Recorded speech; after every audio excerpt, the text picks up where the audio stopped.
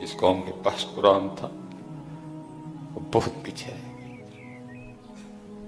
इसलिए मैं आपको बस इतना कहूंगा, कोई मकसद बनाओ। बेमकसद जिंदा है हम सारे। बीवी को मकसद नहीं है, नौकरी को मकसद नहीं, बच्चे कोई मकसद नहीं। मिसाल के तौर पे जिसकी बीवी ना हो तो क्या आप उसको इंसान नहीं तस्लीम करेंगे? मकसद नहीं था, हमने इसी को मकसद बना दिया। उस फैसला जी जो हमारे नौजवान है ना, हमारे पीछे रह जाने की एक बहुत बड़ी वजह है जी, इधर पढ़ी कोई नहीं रहा। ये जो आपके पीछे यूनिवर्सिटी मौजूद है ना, उसके पीछे कॉलेज हैं, यहाँ इल्म हासिल करने कोई नहीं आया हुआ। ये सारे डिग्री लेने आए हैं ताकि हम कहीं नौकर हो जाएंगे। दुख क्योंकि हजरत जी जैसे बच्चा थोड़ा सा बड़ा होता है ना, हम पहली गुट्टी उसके अंदर ये डालते हैं, पुत्र पढ़ेगा तो नौकरी लभनी है, तो नौकरी लभेगी तो चंगा रिश्ता लभना ही। वो बेचारा फिर इसी दौड़ में लग जाता है हजरत जी, नौकरी छोकरी नौकरी छोकरी छोकरी तो नौकरी है। ये आपकी जितनी यूनिवर्सिटियां भरी पड़ी हैं, यहां नहीं पढ़ने आया कोई भी। अगर यार पढ़ने आते तो ये जो मैंने आपको ब्रांड्स गिनवाए, इनमें कितने ब्रांड हमारे होते हैं? सारे तो डिग्री लेने आए हुए हैं, उनको डिग्री चाहिए। इल्म से किसको क्या गर्ज है?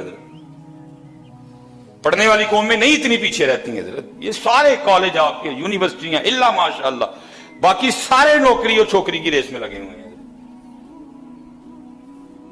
पढ़ने वाले नहीं इतने पीछे रहते हैं। जब आप पढ़ा करते थे, आप ही हैं जिन्होंने सबसे पहले जमीन की गोलाई मापी थी, इन्होंने तो नहीं मापी है। जमीन की गोलाई कितनी है, जमीन का कतर कितना है, सबसे पहले आपने मुस्लिम अल-बैरूनी सुहावे में खड़े होकर, इस कदर अल्लाह ने उसको हिकमत और सलाहियत अता की थी हजरत, उस बंदे ने सुहावे में खड़े होकर सबसे पहले बताया था कि जमीन की गोलाई इतनी है हजरत। और हैरान कौन बात है हजरत जी, जितनी उसने बताई, आज इन्होंने अपनी मशीनों से दोबारा जमीन का कतर मापा, जितना उसने बताया था थोड़ा सा फर्क पड़ा हजरत। अल कानून लिखी, मुफरद लिखी उसने। आप कीमिया करते फिरते हैं, सबसे पहले जो कीमिया का बानी है जाबिर बिन हयान है। बड़ा जनाब आप वो मरीख, ठीक है हम पीछे रह गए। इब्तिदा आपने की है फल्कियात में, पहला कदम आपने रखा है नसीरुद्दीन तूसी। अगर आप सर्जरी की बात करते हैं, इब्तिदा आपने की है, पहला सर्जन आपका था। लेकिन फिर क्या हुआ? फिर ताजमहल आ गया। मैं देख के आया हजरत वो लाइब्रेरी, जब इकबाल गए ना वहां, तो जब इकबाल ने जनाब वो लाइब्रेरी देखी तो देखते क्या आए, शायद अब तो वो कंडीशन नहीं थी उस लाइब्रेरी की। ये बात भी तो हजरत जी कमो पेश 150 साल की हो रही है। 150 साल में बहुत कुछ बदल गया, जिद्दत आई, तहकीक आई, कुतुब लिखी गई है। लेकिन उस दौर की बात है जब इकबाल गए वहां लाइब्रेरी में उनकी, जब इकबाल ने उनकी लाइब्रेरी को देखा तो देखते क्या है, कहीं रूमी है, कहीं राजी है, कहीं गजाली है, कहीं जामी है, कहीं जनाब अल बैरूनी है, कहीं इब्नुल हैसम है। तो फिर इकबाल ने रो के लिखा, इकबाल कहते हैं वो इल्म के मोती, वो किताबें हमारे आबा की। मैं आपको किसी कुछ नहीं कहूंगा, मुझे आप सबका जवाब आता है। अरे कितना हम मुतालिया करते हैं, कितनी हमको मुतालिया की आदत है, को हमने अपने घर में को किताबें रखी हैं, हम पढ़ते हैं। तो इकबाल क्या कहता है, वो इल्म के मोती, वो किताबें हमारे आबा की, जो देखा उनको यूरोप में तो दिल होता है सहपारा। साड़ियां किताबां हमारे बड़ों की तहकीक ले गए और कहां से कहां पहुंच गए। और हम आज भी वहां के वहां। मैं आते हुए इस्लाम साहब को बता रहा था कि हम ब्रेडफोर्ड ने एक होटल में बैठे खाना खा रहे, ठीक है। तो बहरहाल उससे कुछ गुफ्तगू हुई, मैंने भी उससे सवाल किए, उसने उसके जवाब भी दिए। हजरत जी मैंने उसको चेक करते देखा, उसने अंदर से नहीं, जो लोग खाना खा रहे थे ना, उनमें से खाने में से थोड़ा सा ऑयल उठाया اور اس نے اس آئل کو بھی چیک کیا کہ آیا یہ آئل اس لائق ہے کہ انسانی وجود میں جا سکے. اندر سے نہیں اس نے دیا کچھ بھی. جو لوگ کھا رہے تھے نا اس گوشت میں سے حضرت اس نے ایک ٹکڑا کاٹا اور اس کے پاس ایک مشین تھی. اس مشین نے اس کو اتنا بھی بتایا کہ یہ گوشت کتنا پرانا ہے, یہ گوشت, یہ جانور کتنی دیر پہلے ذبح کیا گیا تھا. اور پھر وہ کافر تھا اور اس کا ہوٹل تھا وہ پشاور کا پٹھان تھا, وہ مجھے بتانے لگا, وہ کہنے لگا حضرت جب یہ ڈیوٹی پہ آتا ہے نا تو ظاہر ہے اس نے بیٹھنا ہے, چیکنگ کرنی ہے, رپورٹ لکھنی ہے. کہتا ہے جس دن چیکنگ پہ آتا ہے نا, اگر کوئی کافی وغیرہ لے گا, کوئی میری دکان سے چیز لے گا, یہ اس کے پیسے پے کرتا ہے. اس دن یہ کچھ بھی فری نہیں کھاتا مجھ سے. ویسے اگر آئے گا تو ویسے بھی نہیں, لیکن اس دن تو سوال ہی نہیں اٹھتا ہے حضرت. وہ کہتا ہے نہیں آج میں ڈیوٹی پہ ہوں, آج میں ہر چیز تم سے پیسے سے لوں گا. اللہ حضرت جی وہ جو فوڈ انسپیکٹر تھا میں نے اس کو بڑے غور سے دیکھا, اس کے 3 کان نہیں تھے, 2 ہی تھے. میں نے اس کو بڑے غور سے دیکھا, ہماری طرح اس کی 2 ہی بازو تھے, 2 ہی ٹانگیں تھیں, کچھ میں نے اس میں مختلف نہیں پایا. لیکن وہ تھے فوڈ انسپیکٹر ادھر بھی ہے, لیکن کیا ہے ہمارے حالات ہی ہیں کہ ہمیں انہوں نے کتے تک کھلا دیے. مجھے بہت دکھ ہوا, میں رویا, بیٹھ کے نا میں رو پڑا. اس نے اتنا بھی مشین کے ساتھ چیک کیا کہ یہ جو گوشت ہے اس کو کتنی دیر پہلے ذبح کیا گیا, یہ کتنا پرانا ہے, یہ انسانی وجود کے لیے مضر تو نہیں, انسانی جسم کو نقصان تو نہیں پہنچائے گا. حالا میں نے پہلے کہا ان کے پاس کچھ نہیں ہے, عیسیٰ علیہ السلام کے فرمودات ان کے پاس نہیں پڑے ہوئے, وہ نئی انجیل پڑھتے اب کوئی بھی حضرت جی. لیکن کیا ہے ہماری دکانوں کے اوپر حدیث لکھی ہوئی ہے, وَلَا تَمْشِ فِي الْأَرْضِ مَرَحًا, جس نے دھوکہ دیا وہ ہم میں سے نہیں ہے. حضرت بتاؤ کون سی ایسی دکان ہے جس میں دھوکہ نہیں دیا جا رہا, لاؤ ڈھونڈ کے. حضرت کچھ نہیں ان کے پاس حضرت عیسیٰ علیہ السلام کے حوالے سے. میں نے ان کی کسی دکان پہ کسی ہوٹل پہ نہیں لکھا کہ حضرت عیسیٰ علیہ السلام, لکھا پڑا کہ عیسیٰ علیہ السلام نے یہ کہا تھا, کہیں نہیں لکھا حضرت جی. ساڑھی ہر دکان سے لکھا ہے وَلَا تَمْشِ فِي الْأَرْضِ مَرَحًا. میرے نبی کا فرمان ہے جس نے دھوکہ دیا وہ ہم میں سے نہیں ہے, بتا کون نہیں دے رہا.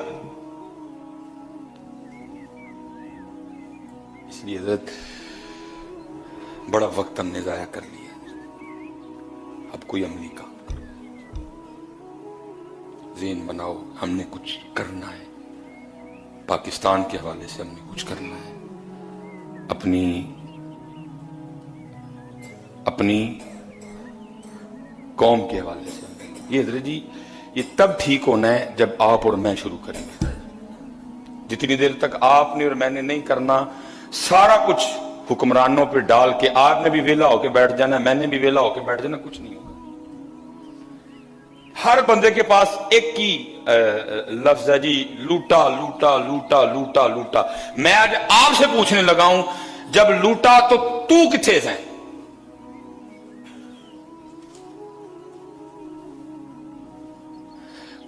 خدا محفوظ رکھے, اللہ محفوظ رکھے. اللہ گھر میں خدا نہ خواستہ چور آ جائے تو کیا کریں گے؟ چپ کر کے لیٹے رہیں گے. تو جب ملک میں چور آئے تھے کیوں چپ رہے سارے؟ ہر بندے کے پاس ایک ہی ہے, اس نے لوٹا. ٹھیک ہے, میں نہیں انکاری کہ نہیں لوٹا. میرا سوال یہ ہے حضرت جی جب اس نے لوٹا تو میں اور آپ کدھر تھے؟ کیوں چپ رہے؟ ہم نے کیوں لوٹنے دیا؟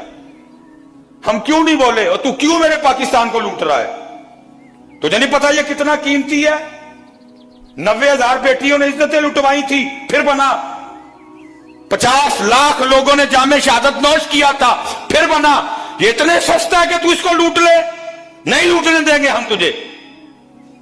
وہ لوٹتے رہے, ہم بھی ساتھ لگ کے لوٹتے رہے. سب کے پاس ایک ہی نہیں, لوٹا. حضرت جی بڑی دیر ہم لوٹا کھیل چکے, اب اٹھو اور کام کرو. جتنے ادھر جی ابو بیٹھے ہو نہیں ادھر, آپ پتہ نہیں اس بات کو کتنا وزنی لیتے ہیں. اللہ کی قسم ہے آج اپنے بچوں کے اندر یہ بات ڈالو, نوکری تو چھوکری لے نہیں جانا اسکول, پتر پڑھنا ہے, علم حاصل کر, کوئی اپنی زندگی کا مقصد بنا میرے پتر، نوکری چھوکری مل جائے گی، نہ پریشان ہو، کوئی مقصد بنا اپنی زندگی کا، کڈو انہوں اس کام میں حضرت، جتنے باپ بیٹھے ہو ان کے اندر یہ بات ڈالو حضرت، تو خدا کی قسم ہے ادھر سے ابتدا ہوگی۔ ہماری تاریخ کا بہت بڑا نام ہے حضرت سیدنا عمر بن عبدالعزیز رضی اللہ تعالیٰ عنہ، اس امت کا پہلا مجدد حضرت، مجدد جو تجدید کرتا ہے آگے، جو دین کو زندہ کرتا ہے حضرت، اللہ نے اس کو وہ روحانی طاقت عطا کر رکھی ہوتی، اس امت کے پہلے مجدد حضرت سیدنا عمر بن عبدالعزیز رضی اللہ تعالیٰ عنہ رحمت اللہ تعالیٰ، اسی نے، اور ان کو تاریخ نے عمر ثانی بھی کہا، دوسرا عمر، اتنی باکمال شخصیت تھی حضرت، ایسا زبردست لیڈر تھا حضرت۔ کسی نے پوچھا کہ حضرت آپ کیسے یہاں تک پہنچے، کیسے بن گئے، یہ مقام یہ مرتبہ کیسے ملا؟ آپ نے فرمایا میرے والد اور میرے استاد کی وجہ سے۔ حضور وہ کیسے؟ فرمایا میرے بچپن کے دن تھے، میں اپنے گھر میں نا نماز ظہر کی تیاری کر رہا تھا، میں نے وضو کر لیا، میں نے اپنے سر میں تیل ڈالا اور میں شیشے کے سامنے کھڑے ہو کے نا اپنے بالوں میں کنگھی چلا رہا تھا، تو مجھے اپنے بال اتنے پیارے لگے کہ تھوڑی دیر کے لیے نا میں اپنے بالوں کے حسن میں گم ہو گیا۔ بس اسی وقت میں ظہر کی نماز جماعت کا ٹائم نکل گیا۔ کہتے جب میں مسجد میں داخل ہوا نا تو میرے استاد حضرت صالح بن کیسان، آپ ظہر کے بعد نا فرضوں کے بعد جو آپ دعا فرما رہے تھے، کہتے آپ نے دیکھا مجھے آتے ہوئے، جماعت تو گزر چکی تھی، کہتے میں نے سنتیں پڑھی، میں نے فرض پڑھی، میں نے پھر 2 سنتیں پڑھی، میں نے نفل پڑھی، استاد صاحب بیٹھے ہوئے تھے، آپ نے مجھے بلایا، کہتے میں آیا، مجھے صرف اتنا سوال کیا، عمر آج تیری جماعت کی میں رہ گئی؟ اور حضرت جی یہ نہیں سمجھنا کہ ایک محلے دے کسی غریب منڈے دا پتر ہے، کسی غریب سے شخص کا بیٹا ہے، نہیں، آپ اس وقت مصر کے گورنر کے پتر تھے حضرت، اور اس دور میں حضرت جی جو گورنر کی پوزیشن ہوتی تھی وہ مالک ہوتا تھا شہر کا، اور مصر کے گورنر تھے اس وقت، آپ کے والد گرامی مصر کے گورنر کا پتر، جماعت کی میں رہ گئی۔ اب آگے سرچ کرتے میں نے عرض کیا استاد جی سر سے تیل پایا، وہ میں شیشے کے سامنے کھڑے ہو کے وہ سر میں کنگھی کر رہا تھا، وہ بال اتنے پیارے لگے میں بالوں کے حسن میں کھو گیا، جماعت رہ گئی۔ پر میں جا بس کاتب کو بلایا، آپ کے والد جو اس وقت مصر کے گورنر تھے حضرت عبدالعزیز رحمت اللہ تعالی نے، ان کو خط لکھا، فرمایا اے عبدالعزیز، آج بالوں میں کنگھی چلانے کی وجہ سے تیرے بیٹے کی ظہر کی جماعت رہ گئی، سزا کا فیصلہ تم کرو گے کہ میں کروں؟ خط باپ تک گیا، باپ خوش ہوا، رویا بھی، یا اللہ میرے بیٹے کو ایسا اعلیٰ استاد عطا کیا تم، جس کو میرے بیٹے کی تربیت کے حوالے سے اتنی فکر بھی ہے کہ اس کی جماعت کیوں رہ گئی۔ آپ نے پہلے آپ کے استاد کا شکریہ ادا کیا، جو واپس خط آیا اس میں آپ نے پھر لکھا، آپ نے فرمایا جماعت رہ گئی بالوں میں کنگھی ہونے کی وجہ سے، تو پھر اس کی سزا یہ ہے کہ اس کی ٹینٹ کروا دو، نہ رہیں گے بال، نہ چلے گی سر پہ کنگھی اور نہ چھوٹے گی جماعت۔ آپ فرماتے اس والد اور استاد کی وجہ سے میں عمر سے عمر ثانی بن گیا، اس استاد اور اس والد کی وجہ سے میں یہاں سے وہاں سے یہاں تک آ گیا۔ ہمیں اپنا رول پلے کرنا، اور حضرت جی بالکل نہ چکو، اپنے بچیاں نوں بہ کے دسو پتر ایتھے ایتھے ساڈے کولوں اے غلطی ہوئی تاں ساڈا پاکستان پیچھے رہ گیا، پتر اوڈی اسی بنانی سی، مرسڈیز اسی بنانی سی، بس پتر ساڈے کولوں اے غلطیاں ہو گئی، منو یار اپنی اپنی غلطی، نہ ساری عمران خان تے نواز شریف تے پاؤ، نہ ساری زرداری تے پاؤ، منی ہوں اپنی اپنی، خدا دا واسطہ جی ہاتھ جوڑ کے اپنی اولاداں نوں دسو کہ ایتھے ایتھے ساڈے کولوں پترو ہے بچیو غلطیاں ہوئیاں، اسی ایتھے ایتھے اپنا رول پلے نہیں کیتا، تاں پاکستان پیچھے رہ گیا۔